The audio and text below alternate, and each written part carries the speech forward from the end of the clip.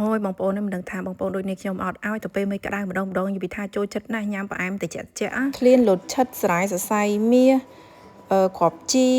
ចាសាច់ខ្នោអូយ3 មុខនឹងមិចចូលគ្នាឲ្យឆ្ងាញ់យ៉ាងនេះហើយថ្ងៃនេះផងដែរនេះខ្ញុំមកធ្វើស្រាយសរសៃមាសខ្ទិដូង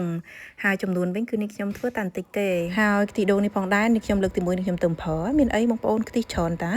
ហើយចំពោះម្សៅស្រាយវិញនេះខ្ញុំប្រើចំនួន1ស្លាបព្រាបាយរបស់នេះខ្ញុំអត់សូវក្លុកជ្រៅម៉ានទេបងប្អូន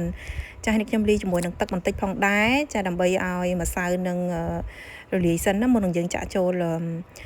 ខ្ទិដូងហើយខ្ទិដូងចាំឲ្យវារៀងក្តៅបន្តិចសិនចាំយើងចាក់ទឹកស្រាយនឹងចូលទុកមួយឡែកសិនទៅហើយឥឡូវយើងយកកំប៉ុងខ្ទិដូងអំបញ្ញមិញហ្នឹងយកមកវាល់ចំនួន1កំប៉ុងកន្លះបងប្អូន1កំប៉ុងកន្លះហ្នឹងវាស្មើនឹង600 ml ពូកំប៉ុងហ្នឹងវាស្មើនឹង400 ml បងប្អូនចាហើយចំពោះស្ករវិញនេះខ្ញុំដាក់1ខាប់ហ្នឹងវាស្មើនឹង150 ក្រាមចាហើយនេះខ្ញុំអត់ភ្លេចទេជាមួយនឹងអំបិលបន្តិចផងដែរចាចុងស្លាបព្រាកាហ្វេបន្តិចមកបានហើយចាហើយបន្តមកទៀតគឺនេះខ្ញុំចាំនៅពេលដែលទឹកខ្ទិដូងយើងរៀងបានក្តៅបន្តិចហើយនេះខ្ញុំចាក់ទឹកស្រាយនឹងចូលហើយចាប់ផ្ដើមកូរម្ដងបន្តិចណាហើយនេះខ្ញុំបន្ថែមជាមួយនឹងទឹកវ៉ានីបន្តិចផងចាដើម្បីស្រាយរបស់នេះខ្ញុំឈ្ងុយវ៉ានីបន្តិចដែរតែបើសិនជាបងប្អូនមិនចង់ដាក់ក៏មិនជាបញ្ហាអីដែរចាឥឡូវនេះខ្ញុំចាប់ផ្ដើមយកពង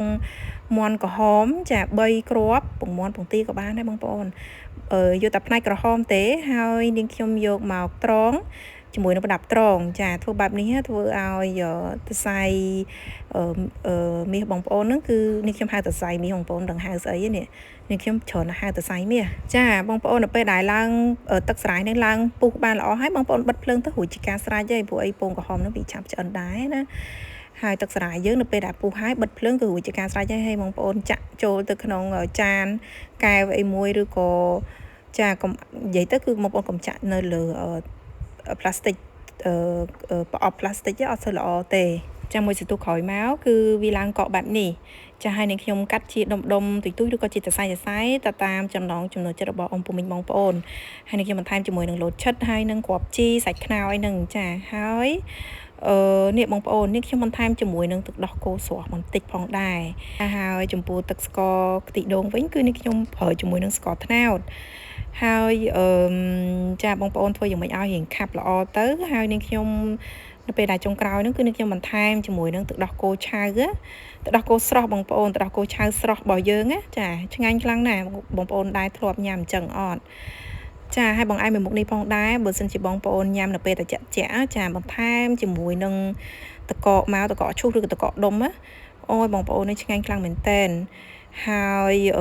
បងឯងដែលនេះខ្ញុំបានញ៉ាំហ្នឹងគឺនេះខ្ញុំអត់បានថែមតកកទេដោយសារតែនេះខ្ញុំលាយរួចរាល់ហើយនេះខ្ញុំយកទុកនៅកន្លែងទូកករយៈពេល10 មីនិតហ្នឹងគឺត្រជាក់ល្មមចុះបងប្អូនវិញនៅពេលដែលមេក្តៅអញ្ចឹងចូលចិត្តញ៉ាំបងឯងត្រជាក់អត់កុំភ្លេចខមមិនប្រាប់នេះខ្ញុំមួយផងណា